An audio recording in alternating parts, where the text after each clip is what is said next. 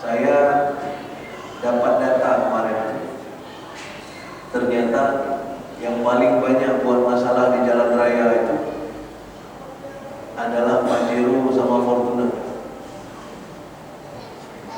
Yang punya Pajero sama Fortuner bolehlah diganti atau dikasih saya boleh. Ya. Katanya yang paling banyak data, ini menurut data yang paling banyak membuat masalah di jalan raya itu Pajero dengan Fortuner. Ada beberapa yang terjadi di Jakarta, bahkan ketika ada serempet sedikit saja, yang punya Pajero itu langsung turun, bahkan ada yang keluarin lencong, ada yang sampai membunuh hanya karena masalah-masalah kecil di jalan raya. Ujung-ujungnya ketika di search siapa mereka? Yang punya Pajero atau punya Fortuner. Apa permasalahan di sini yang mahir dari Allah Subhanahu wa taala? Karena diakui atau tidak itu mobil yang agak tinggi speknya. Dan ketika kita pakai mobil yang agak tinggi speknya, kita tinggi spek. Ketika kita tinggi spek, maka apa yang terjadi dengan kita? Kita pun akan mudah sekali untuk disinggung. Kenapa? Karena kita merasa spek kita terganggu. Gak semua, ya, gak semua. Saya yakin di sini ada yang pakai Pajero dan Fortuner, ya. Gak semua. Tapi intinya sidang jemaah yang dirahmati Allah Subhanahu wa taala, itulah yang Allah sebutkan tadi di dalam Al-Qur'an di ayat pertama.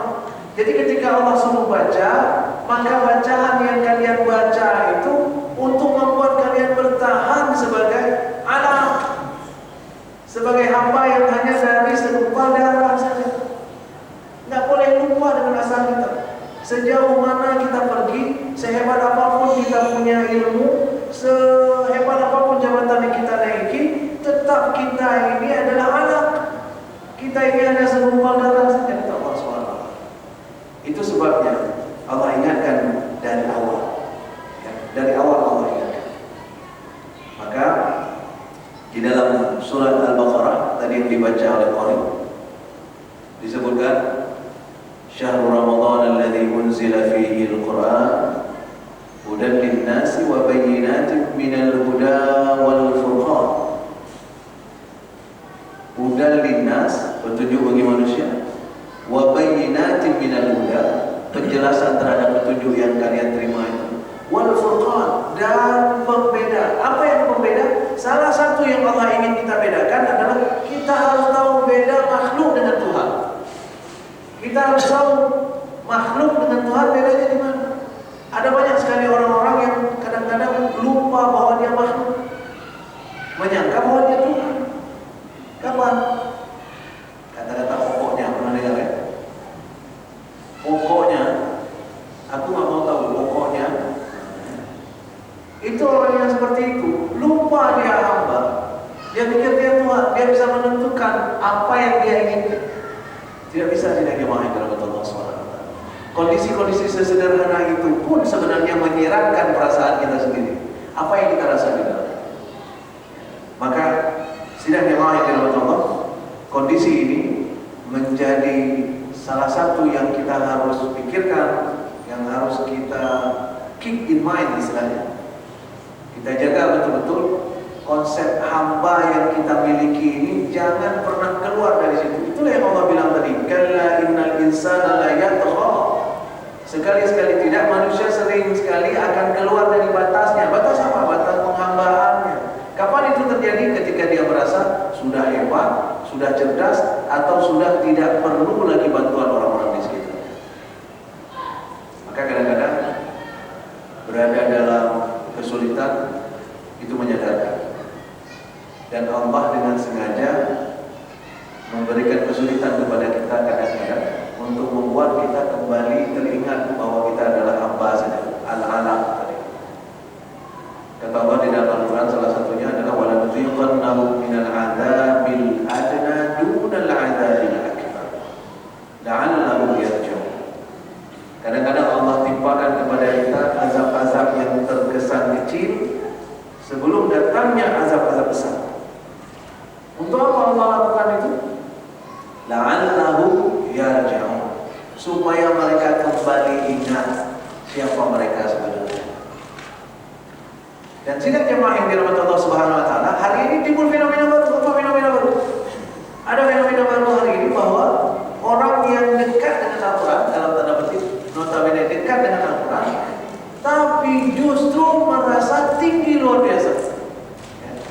Ada banyak orang yang dekat dengan Al-Quran, dia ngerti Al-Quran dan sebagainya, tapi justru merasa dia yang paling dekat dengan Allah sehingga orang lain itu rendah semua. Kondisi ini sidang jamaah yang dirahmati Allah Subhanahu wa taala bukan semangat Al-Quran, bukan semangat seorang dan itu tidak sesuai dengan apa yang Allah turunkan di ayat pertama.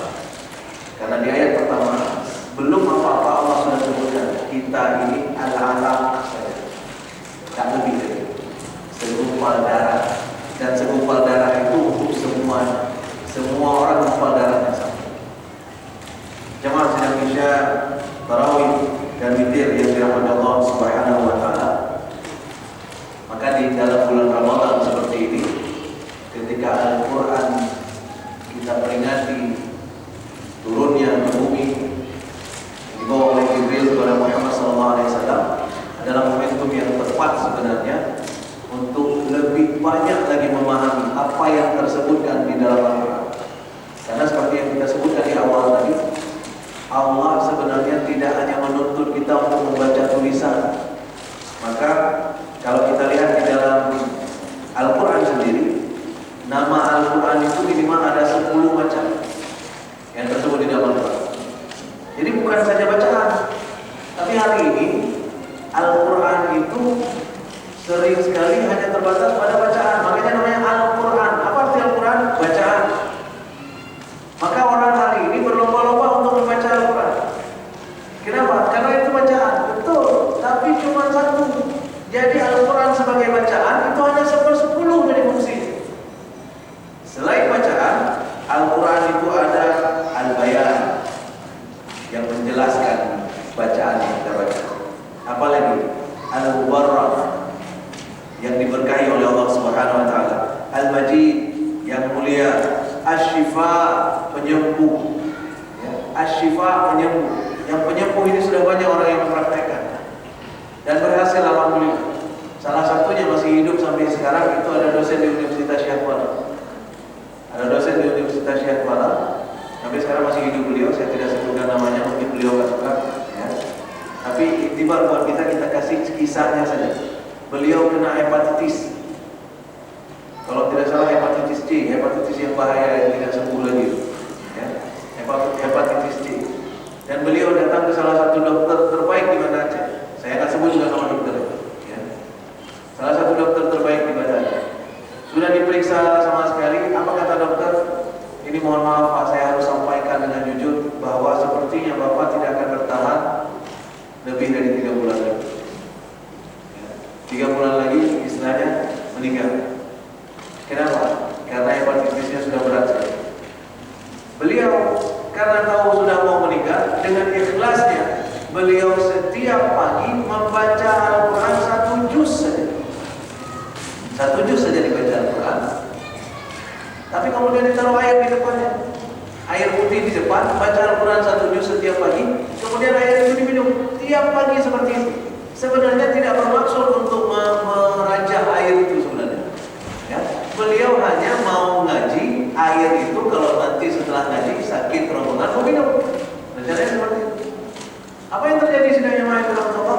Beliau lakukan itu secara rutin, dan beliau lakukan itu karena apa juga? Karena beliau yakin tadi bahwa 3 bulan lagi beliau sudah selesai. Jadi bacalah Al-Quran banyak-banyak biar banyak pahalanya sebelum pulang. Ya. Apa yang terjadi? Sebelum 3 bulan datang, diperiksa lagi oleh dokter. Apa yang terjadi hepatitisnya itu? Sama sekali, nggak ada lagi sama sekali. Dan sampai hari ini beliau masih hidup, masih menjadi dosen di Universitas Syekh Kuala. Ya. Itu yang cerita beliau sendiri ke saya. Ya, beliau sendiri aja. Jadi ini salah satu di antara fungsi Al-Quran, Asy-Syifa. Jadi bukan sekedar bacaan biasa. Apalagi yang paling menarik di antara semuanya adalah Al-Furqan. Kenapa Al-Furqan menjadi menarik? Karena hari ini dengan kondisi informasi yang sangat mudah kita dapatkan, tidak istimewa lagi informasi hari ini. Semua informasi kita bisa dapatkan, sehingga yang istimewa adalah yang mampu membedakan mana informasi yang salah, mana informasi yang benar. Disitulah dibutuhkan Al-Furqan. Kalau zaman dulu, semua informasi yang kita terima benar. Tidak pernah ada cerita hoax. Ingat saya waktu saya masih kecil itu ada di TV acara Dunia Dalam Berita jam 9 malam. Semua orang menunggu acara. Yang nggak punya TV keluar ke kedai kopi dan sebagainya hanya untuk menunggu jam 9 Dunia Dalam Berita.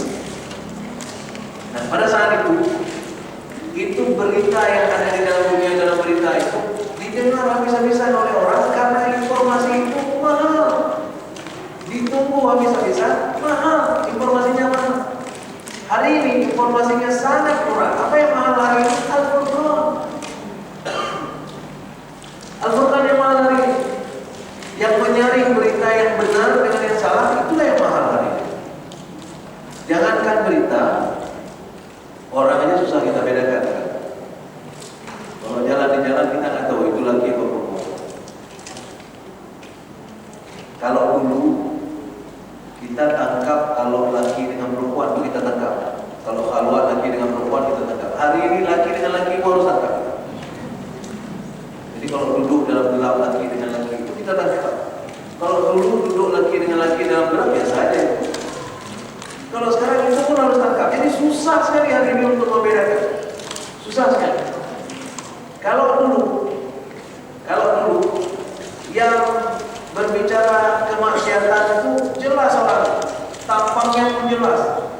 Hari ini mereka yang berdiri di atas mimbar pun sebenarnya adalah orang yang harus dicurigai. Orang yang berdiri di atas mimbar sekalipun harus dicurigai.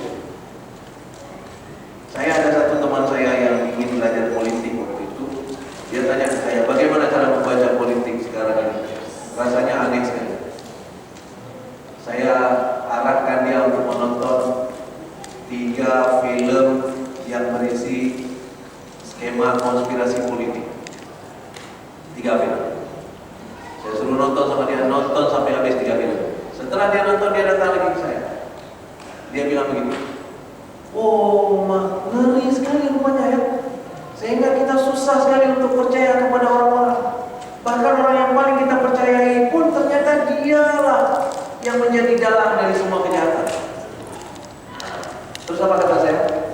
Itulah dia. Tapi kamu tetap terperangkap. Kenapa? Karena kamu percaya sama saya.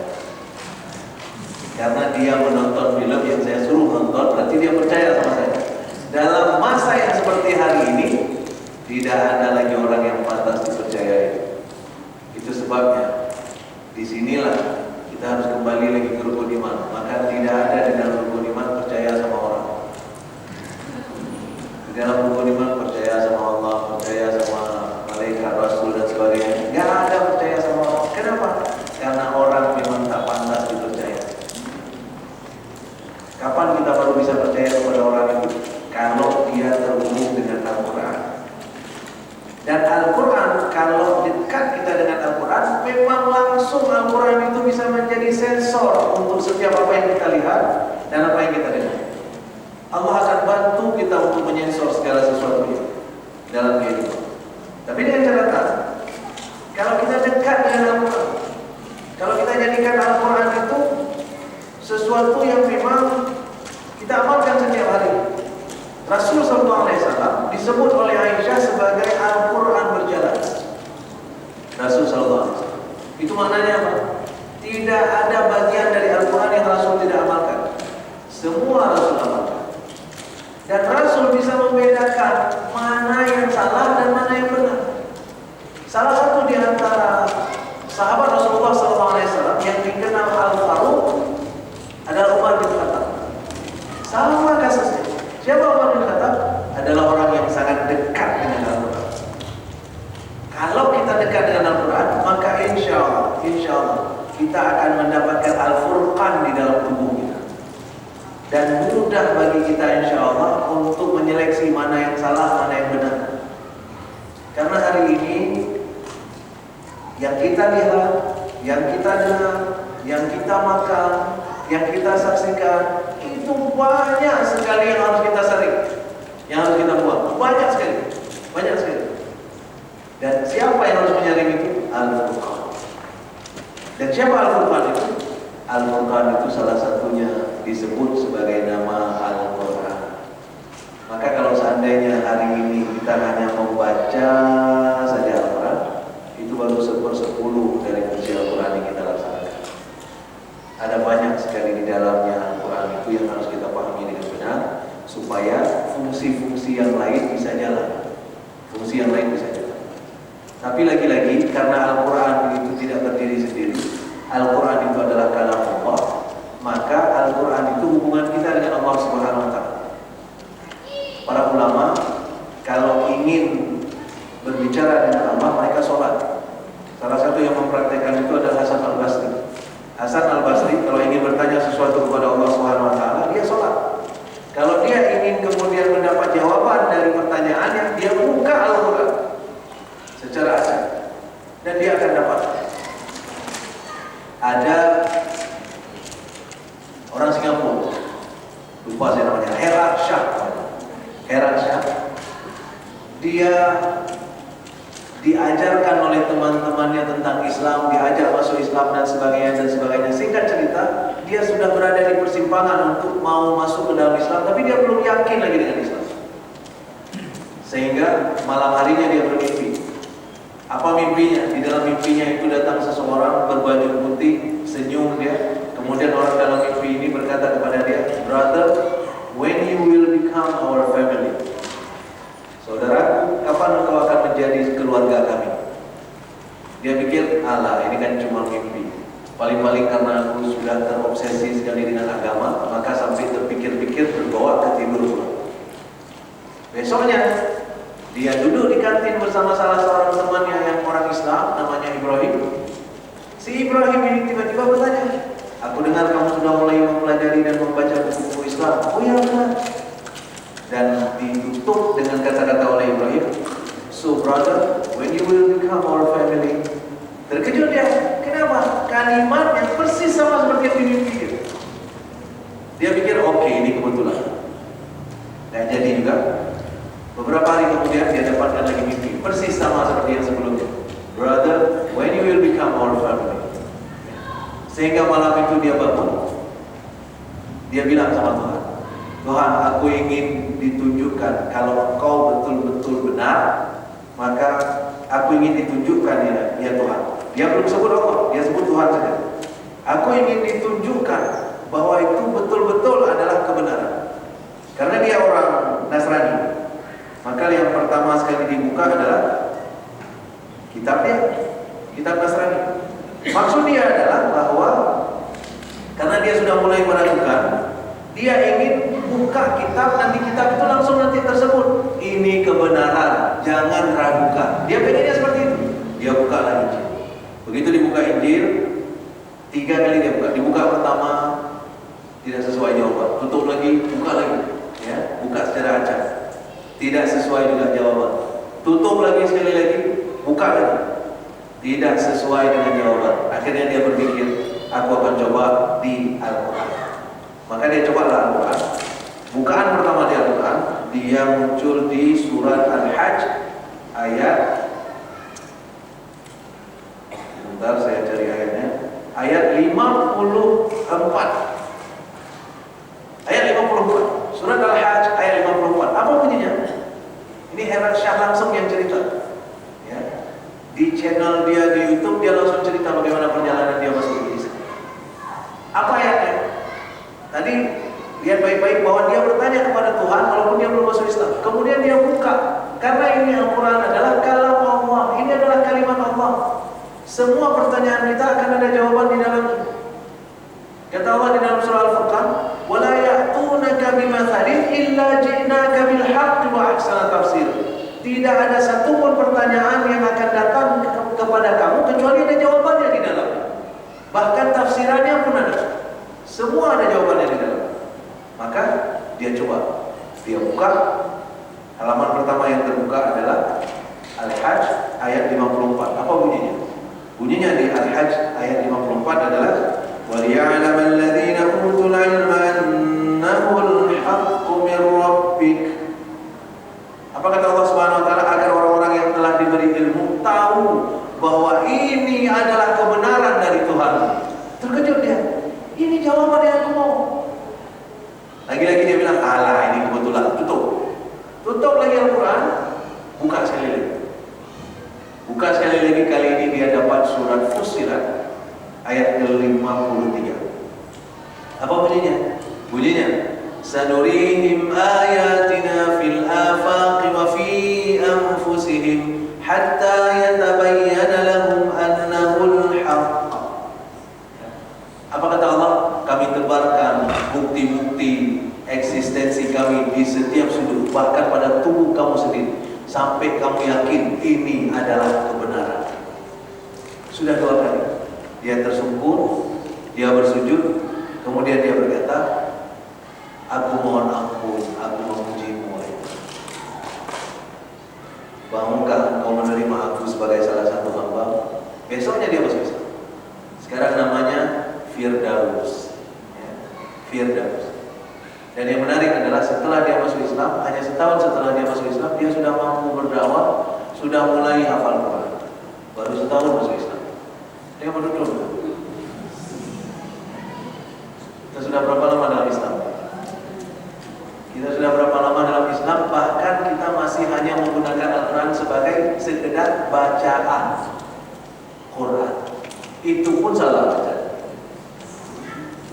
Saya sering sekali di dalam masjid itu, kan ada orang yang baca Quran besar-besar dalam masjid. Yang membaca Quran sebaiknya ada suara. Itu sering sekali saya tempel, banyak yang salah. Bahkan Fatihah ada yang salah. Saya pernah dengar orang baca Fatihah, ihdinas siratal mustaqim, kan pakai ha. Ya. Ihdinas siratal mustaqim. Saya nggak tahu jadi apa artinya itu ya. Belum dapat saya kata-kata itu yang berartinya apa. Itu Fatihah saja. Banyak sekalian yang belum sampai urusan baca saja belum selesai. Si Firdaus tadi, ya, yang baru masuk Islam tadi, dia orang Cina Singapura, sudah fasih bacaan. Kenapa? Karena dia yakin ini kalimat Allah, sehingga dia habis-habisan berusaha untuk memahami. Masa kita bisa pahami buku sejarah, kita bisa pahami buku fisika, buku kimia, buku biologi, di luar kepala kita semuanya yang demikian, tapi kita tidak